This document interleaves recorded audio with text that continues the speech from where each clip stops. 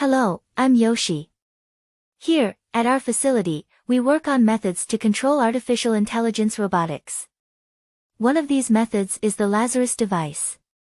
Let's discuss this further. The Lazarus device controls the interface of the robot. When installed, it can power down the robot completely or only be applied to specific components, allowing the robot to continue functioning with limited control.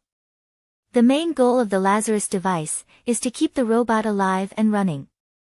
However, if the robot becomes corrupted and loses control, the device can shut it down. The basic control device consists of a self-powered module, capable of controlling the state of an AI robot's power supply. The robot's power supply can be either connected live state or disconnected kill state. The connection state can be controlled through a timing device, which is preset before robot activation. The timing sequence begins at activation and continues until it is reset by human interaction. The timing process continues throughout the robot's operation. It will continually count down until human interaction occurs. If there is no human interaction within the preset time period, the robot's power will be disconnected. Human interaction with the control device can be achieved in many ways, such as wired systems, wireless systems, voice recognition, facial recognition, etc. The interaction used will depend on the robotic application and distance from the operational robot. For most applications, wireless systems will most likely be the method used. The Lazarus control device can be installed internally in the AI host robot. It requires connection, in line with the robot's power supply.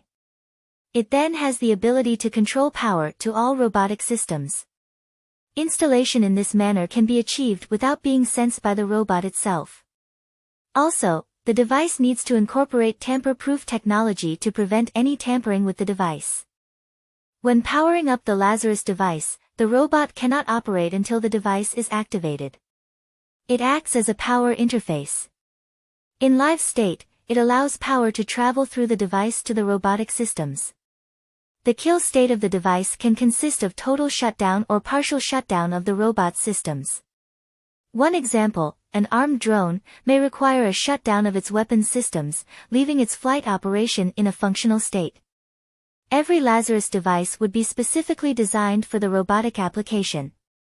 It can be as simple as a single relay or extremely complex, consisting of hundreds of channels of control. The timing element of the Lazarus device is generally configured before activation. Depending on the application, it can be set for minutes, hours, or days. Reconfiguration of the device during operation may be possible, but it relies on a secure communication link, and that link could be compromised or lost.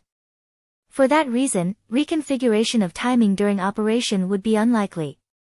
In the timing process, the operator can be continuously informed on the state of countdown and can be sent warnings when reaching critical stages before the shutdown occurs.